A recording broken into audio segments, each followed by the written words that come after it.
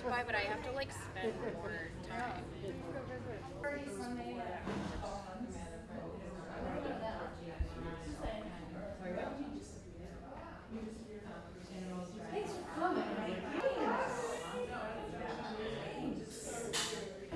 Violet Ridge. It's called the Violet Ridge.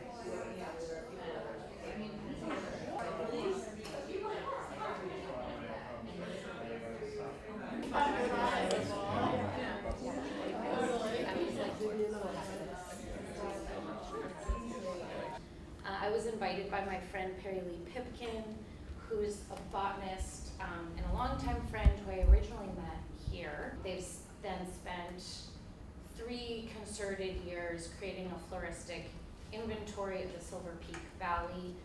Perry Lee specifically invited me to come out there as an artist. But specifically, she asked me as someone who'd been making a lot of work about public sites for grief and how do you grieve things communally and in public and things that sort of feel intangible. She said, I'm creating this floristic inventory because there's a need, because there's so many rare plants, because this is a super rare ecosystem, but also because it might all disappear with the creation of a lithium mine.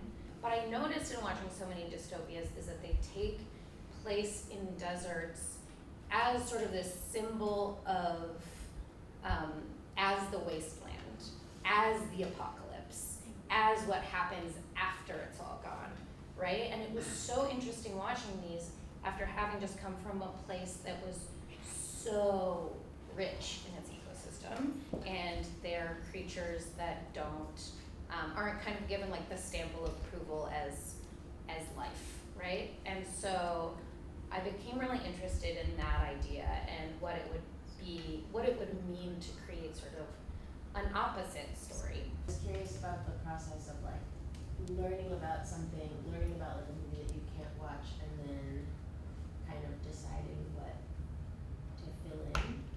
Yeah.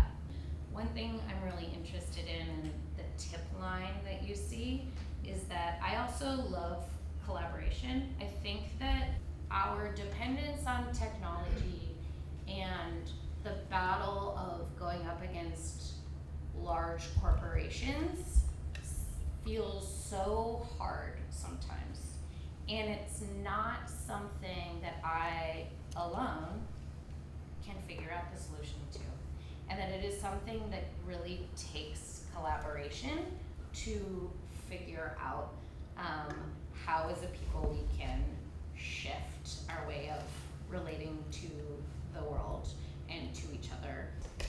I had the opportunity to visit with Zibby and Perry Lee in the Silvers when they were doing the botanical survey, and I'm glad that I had the opportunity to drop in with the place that this work is about, and now that I'm getting to finally see it, it's an honor to be asked to read and be a part of it. This work is from a different place, but is, like Zibby said, related to extraction in the body, and